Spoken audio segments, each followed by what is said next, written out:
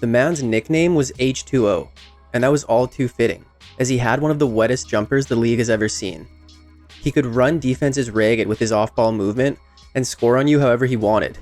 He is the best player in Tennessee program history and rose to a borderline star in 3 short years with the Pistons.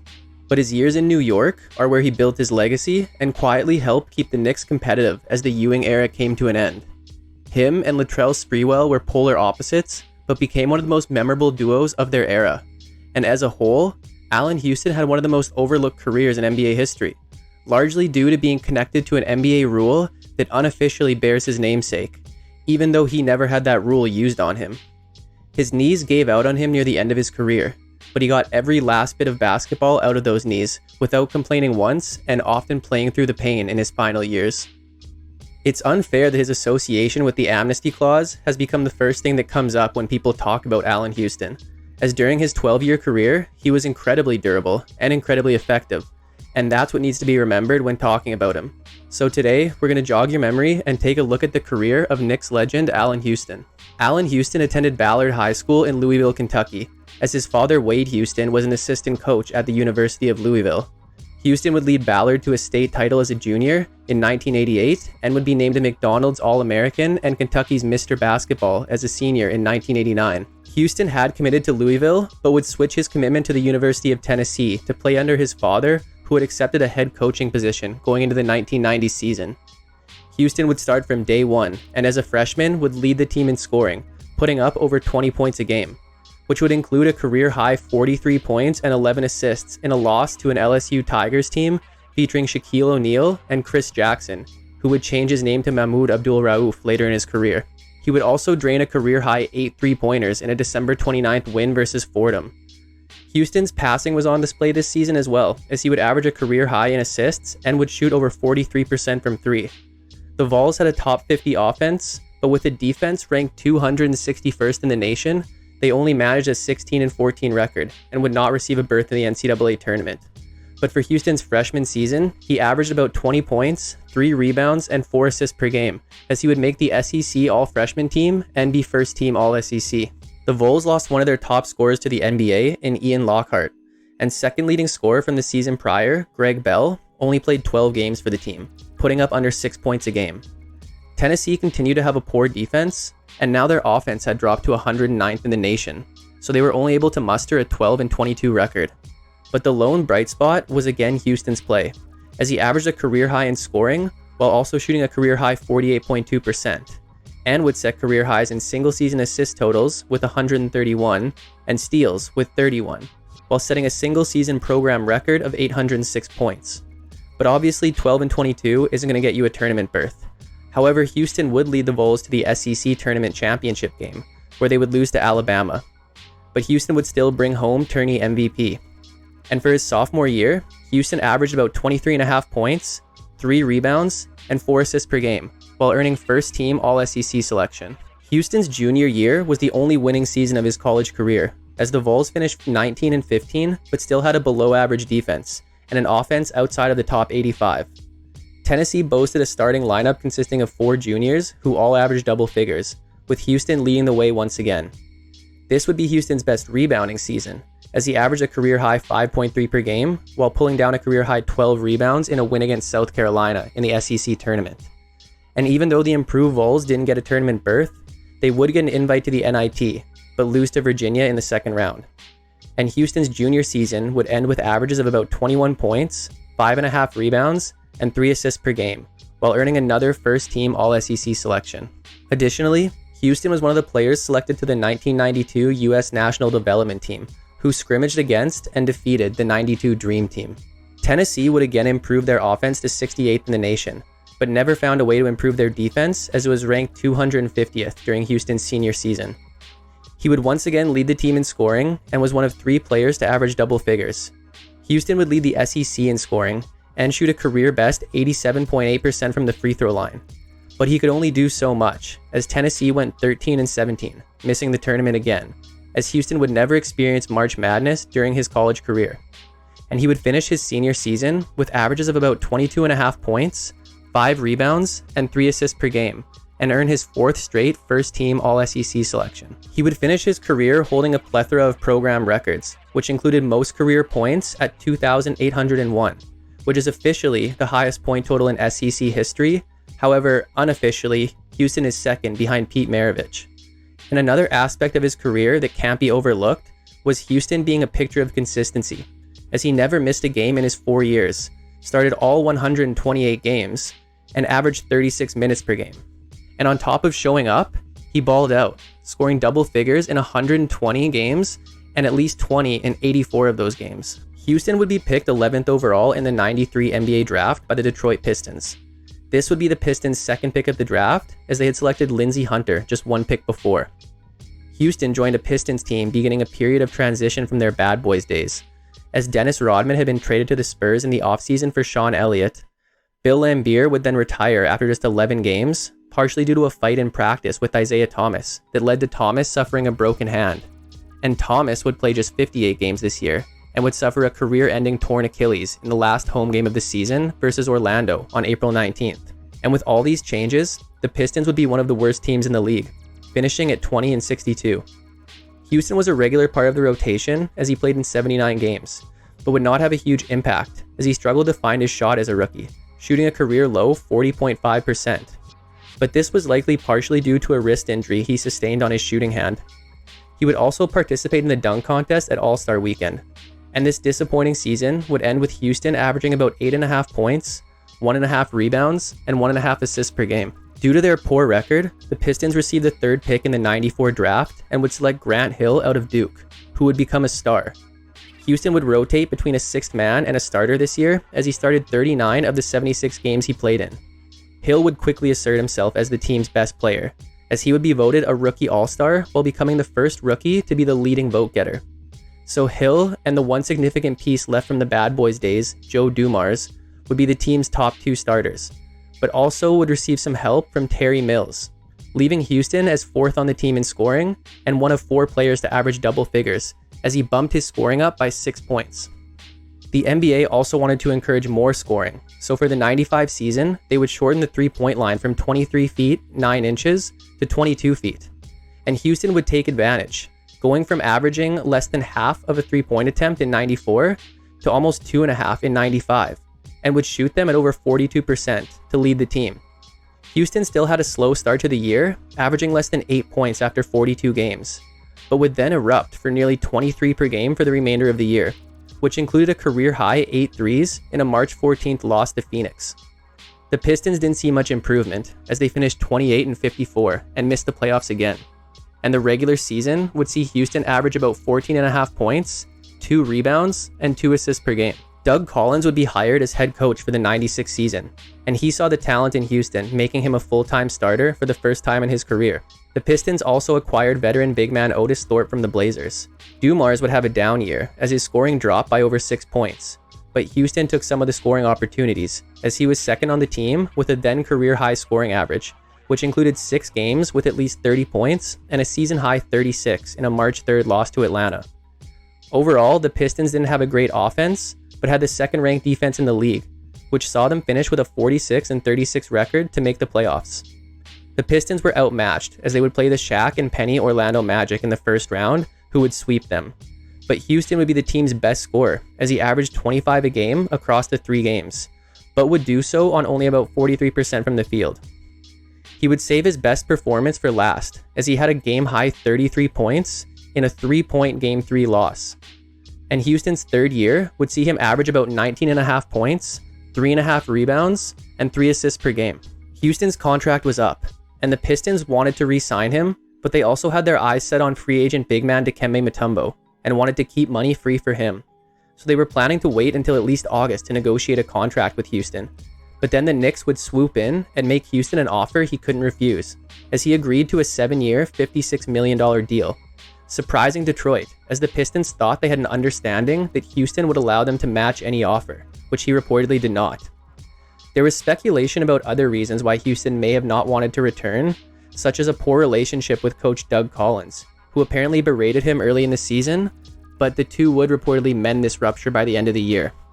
There were also suggestions that him and Grant Hill didn't get along, but there was no indications to this based off their on-court play. And the final possible reason was that Houston's agent Bill Strickland reportedly didn't like Hill or the Pistons. But regardless of what the reason was, the deal was done and Houston was a Knick going into the 97 season. On top of signing Houston, the Knicks also signed Chris Childs and finalized the deal that brought them Hornets All-Star Larry Johnson for fan favorite Anthony Mason. So the Knicks were looking like a strong team with these three alongside Patrick Ewing, John Starks, and Charles Oakley. Houston played and started in 81 games and had a great New York debut as he dropped 28 in an opening night win versus Toronto. But then he would hit a slump and wouldn't crack 20 points again until a 32-point performance versus Philly on December 20th. But his wrist was reportedly bothering him during this stretch. Nonetheless, Houston would have a respectable first year in New York, as he would finish second on the team in scoring and provide the team with another long-range threat to open up the paint for Ewing. The Knicks finished 57-25 and would sweep the Hornets in the first round in an efficient series for Houston as he averaged 19 on 55% from the field and 55.6% from three. Round 2 would be the beginning of a heated rivalry between New York and Miami, and even though Houston provided the same scoring contributions, his efficiency dropped considerably as he shot under 39%. But this would include a 27-point Game 1 where he hit a postseason career-high 5 3-pointers and a 25-point Game 7. However, the Heat were up 3-1 in the series at one point. Then, in a Game 5 loss, a brawl broke out after PJ Brown flipped Charlie Ward. This brawl led to Johnson, Starks, Houston, Ewing, and Ward being suspended, with the latter three missing Game 6 and Johnson and Starks missing Game 7. And the only Heat player suspended was PJ Brown. So the depleted Knicks would drop both games and lose the series. And for the regular season, Houston averaged about 15 points, 3 rebounds, and 2 assists per game. The Knicks had high hopes for the 98 season, but then on December 20th, Ewing sustained a severe wrist injury after a fall in a game versus the Bucks, which would sideline him for the remainder of the regular season. However, this would give Houston the opportunity to step up in Ewing's absence, and he responded by upping his scoring average by over 3 points per game. The NBA had decided to revert the three-point line back to its original distance for this season as well. And after averaging over 5 3-point attempts per game the last 3 years, Houston would take less than 2.5 this year.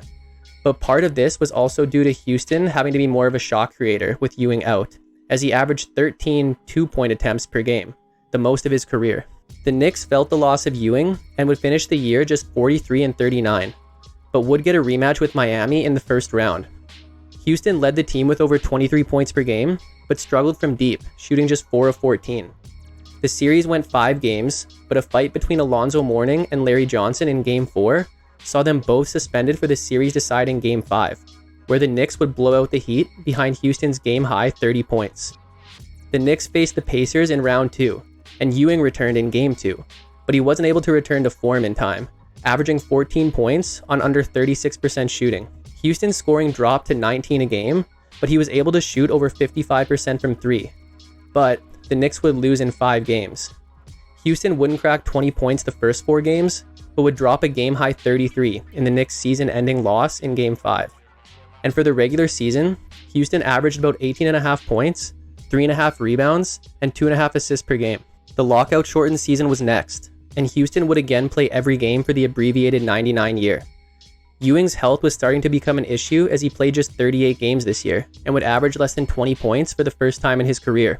The Knicks made some huge moves prior to the season to get younger, as they traded mainstay Charles Oakley to the Raptors for young defensive star Marcus Camby on draft day. And then, on January 21st, they sent a package including John Starks to the Warriors for their controversial star player Latrell Sprewell. And even though Sprewell was coming with some baggage, he was the perfect addition and brought some much-needed scoring and toughness. He would come off the bench most of the regular season, but still finish as the team's second leading scorer, with Houston close behind. The Knicks had to find their stride, but would finish 27-23 and enter the playoffs as the 8th seed, where they would proceed to go on a legendary run. Round 1 saw another battle with the top-seeded Heat. Houston would start strong with 22 points on nearly 70% shooting in Game 1, but then would not score above 18 points the rest of the way. He would have probably the most famous moment of his career when he hit a last-second game winner in Game 5 to win the series and upset the Heat. Round 2 brought the Hawks, led by a great starting lineup with guys like Mutombo, Steve Smith, and Mookie Blaylock. Ewing wasn't much of a factor, and Houston would again start the series strong, with a postseason career high of 34 on 65% shooting. But follow that with a 2-point Game 2 on 1 of 8 shooting, and then a 17-point Game 3 and 19-point Game 4.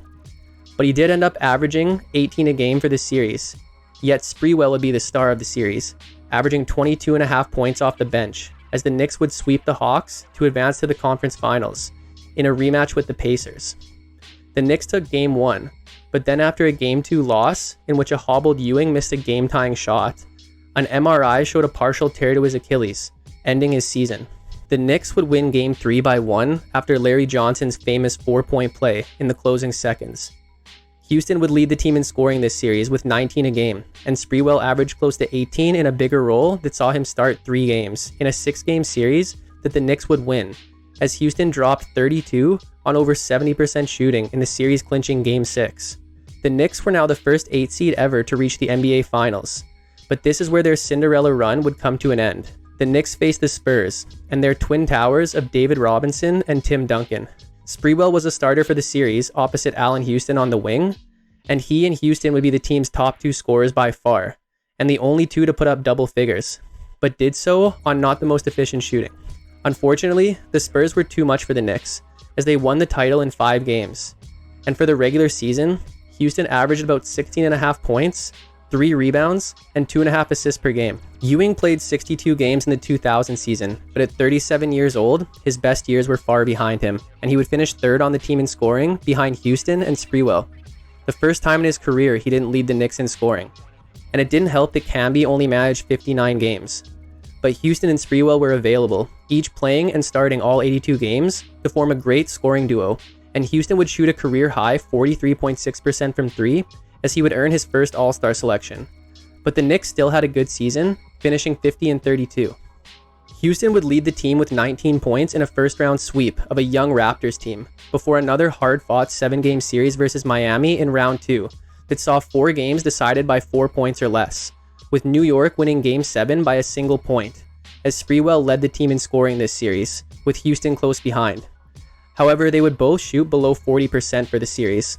The Knicks got the Pacers in a rematch of the previous year's conference finals, and the Knicks would drop the first 2 games, before winning Games 3 and 4, which happened to be the 2 games Ewing didn't play this series. Then, they would lose Games 5 and 6 to lose the series. Overall, Houston had a good series, putting up nearly 19 a game on over 47% from the field and over 58% from 3. But he disappeared when he was needed most, shooting just 5 of 15 for 10 points in Game 6.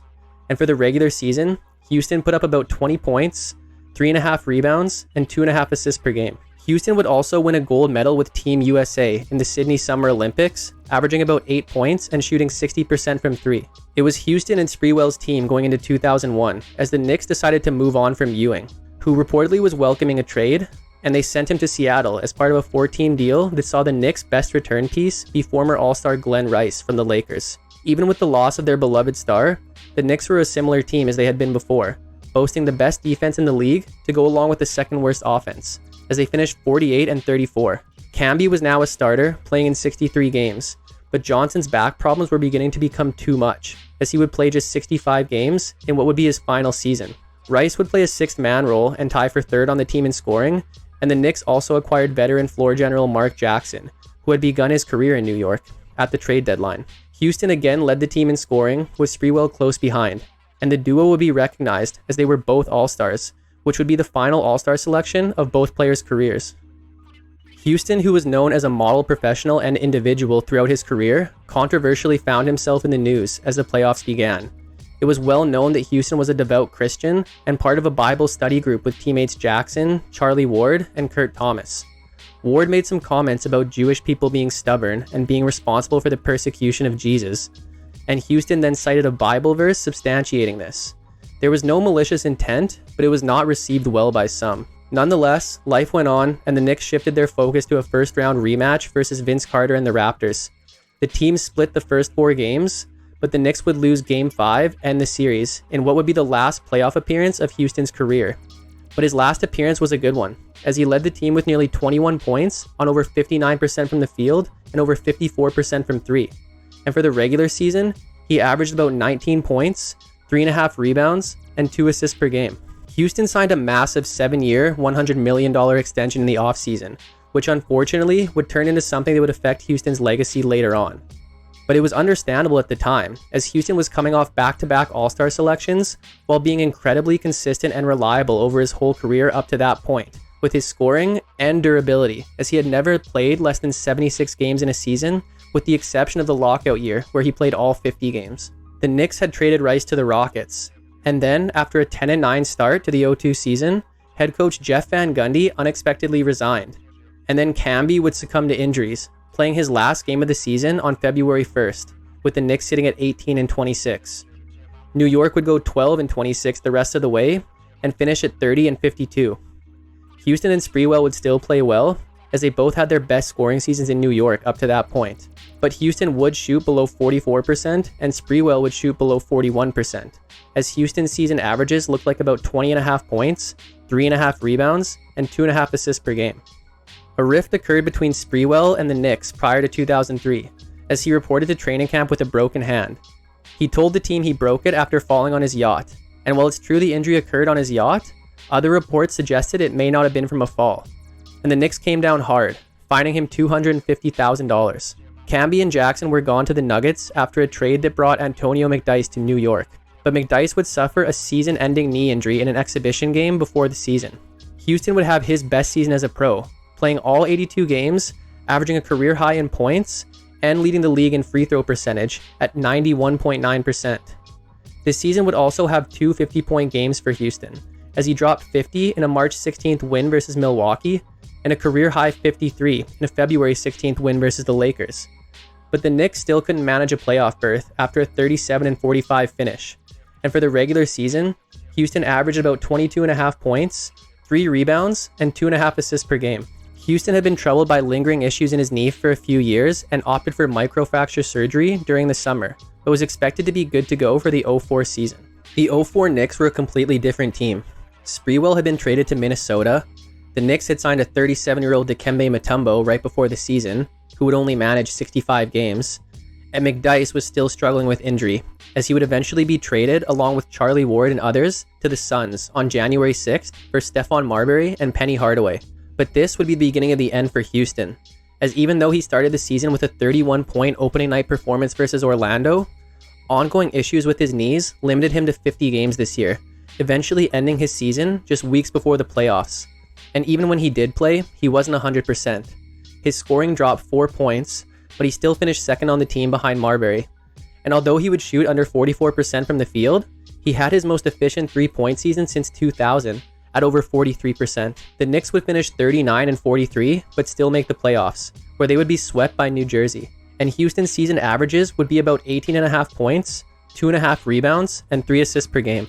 Houston was optimistic about being ready for the 05 season, but sadly his knee issues came back in training camp, and he was only able to suit up for 20 games this year, playing his final game on January 19th, and putting up his lowest averages since his rookie year for a Knicks team that finished 33-49 and missed the playoffs. And Houston's short season saw him average about 12 points, 1 rebound, and 2 assists per game. The NBA had a new collective bargaining agreement, which included the amnesty clause that allows a team to release one player without their contract counting towards the luxury tax.